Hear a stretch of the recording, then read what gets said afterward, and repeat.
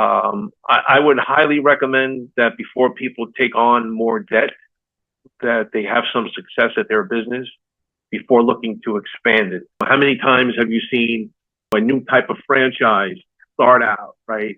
And then they try to go from 2 stores to 50 stores to 100 stores, and then next thing you know, they're all closing. Welcome to Unstoppable Podcast with Harry Sardinas, inspiring conversations with influential millionaires, investors, thought leaders, entrepreneurs who are making a massive difference with their innovative products and services, and sharing the challenges and the wisdom of how they sold their first million. So how you deal with your emotions and with your mental health? Do you meditate or anything that works for you? And when do you find out that you have to work on yourself in order to don't go crazy? Well, I think taking care of yourself is important. Personally for me, I have a therapist, a life coach that I speak to. It's good to get out. Oh, wow, very good. That's great. Tell us a little bit more about this. So, I meet with him every week. As a matter of fact, we met today. I meet with him on Wednesdays. We do it via FaceTime. And we kind of just go over where I'm at for the week, what problems have surfaced, how I've taken care of them, or if I haven't taken care of them, why not, things of that nature. And sometimes it's good to get someone else's view looking from the outside in, rather than looking from the inside, 100%. So it's important to have a little guidance, right? It's also important to have some stress relievers. In your case, you like to play tennis, right? In my case, I like to play pickleball. I like to collect coins. It's important to have stress relievers. Pickleball is very popular here in Miami. Yeah, and it's also important to, take breaks. It's okay to take a breather, go downstairs, walk around the building a few times, reset your mind, take yourself out of the environment. If it's becoming too hectic, reset your mind. Come back in 15 minutes, take over, deal with the issues, and move on from there. So those are some key things that work for me. Everyone's different, but that works for me. Frank, I'm glad that you brought the break thing to the conversation, because I struggled with this a lot at the beginning of my business, because I was feeling guilty. Like I was saying, look, I have to work because I had to make these sales. I had to look after my clients. I was doing work in the Hilton in Canada, work as a room service and parallel building my business. But what happened is I was working like 12 hours, 15 hours every single day, waking up very early. And I had to work.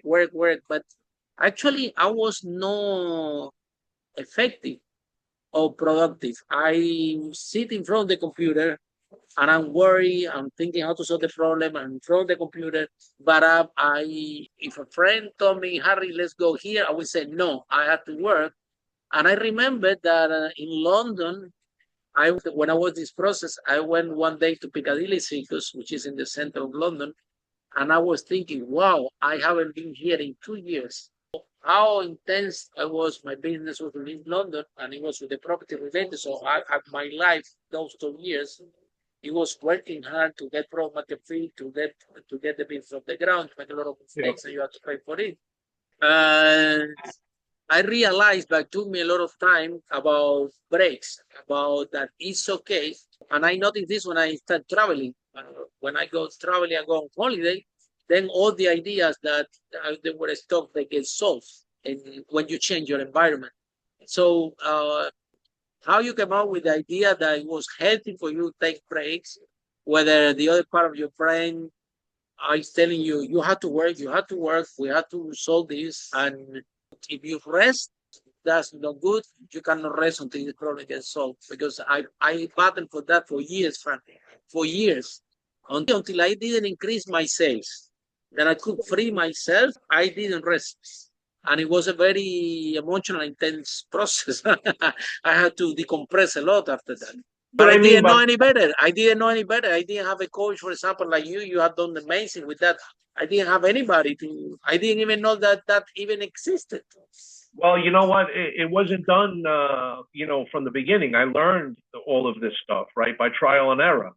You're like I said earlier, learn from your mistakes. And it's very, very important decompressing. You have to decompress. There's only so much pressure that you can take without letting some of it out. And that's why having those pressure release valves, whether it's going to the gym or playing tennis or pickleball or whatever the case may be, it's important. Maybe take the kids to the park. Maybe take the kids to the park. Whatever works. Whatever it takes. Go shopping. Go shopping. Go get a haircut. Go get a manicure, a pedicure, whatever it takes. But do something that is basically like personal housekeeping. Like, taking care of yourself, taking care of your body, mental health, physical is very, very important, because if you don't take care of yourself, you can't take care of your company. It's important. And the solution, not because you are in front of the computer Monday to Sunday, the problem, I found out this kind of by accident, from trial and error, that I actually realized that sometimes when we're dealing with that pressure, if you just go for a walk in London, I walk like 2 kilometers, 3 kilometers just around the city, and then all these maybe changing the environment actually bring another perspective, and definitely having someone outside like a coach or a mentor. But here's the thing also, I want to ask you this is regarding ego, because we all entrepreneurs, we have ego. We think that we can do better. That's the main reason that we become entrepreneurs in the first place. However, if we make this business out of our ego, of ourselves, then you say, well, I know better than anybody. I don't need anybody to coach me. I know what I'm doing. And that's a very toxic mindset that I also have at the beginning of my business. You have to have when you start to make mindset. some money, when you start to make some money, I was trying to make some money, and I thought that was a big deal, that everybody need to listen to me, that I was the big boss. I make a big deal out of it. And at the end of the day, I opened a restaurant. I lost 200,000 pounds, and I realized that I was a baby in this business. That I was that I certainly was no big deal, and I didn't knew anything. That I just got lucky that my first business was in property, and it was in the right time with the right thing, the right moment. But I didn't know anything about it. When I dropped that ego, I surrendered to that. And I allowed the leadership to grow in the company. One day, Frank, they sent me home. My manager told me, Harry, we don't need you in this business anymore. Go home, take a holiday. We can grow it ourselves, which it was amazing. And on that time is when I started to decompress and realize all the process that I've been through. So go ahead. Yeah, like having, like reality checks, sometimes can be humbling. And humbling is a good thing, because it brings you right back down to reality, instead of bringing your mind here above, let me say sky high. It keeps you. And it's okay to ask for help, Frank, right? Always ask for help. That's what I said. But you have to be humble enough to realize that you need help, right? That you need help. It's important to get the help. Yeah, like I said, we can't do everything, right? We may know how to do everything, but you have to be able to manage your time importantly. And then we've been possible to do it without help, because the amount of pressure that we need to deal, only us entrepreneurs we know. That the other thing also, that is difficult also to help us, Frank, because the only people that can help us, they are entrepreneurs also. They can understand. I remember that my dad, and I would get a lot of advice from the family. Do that, what you did that, but none of them have a business.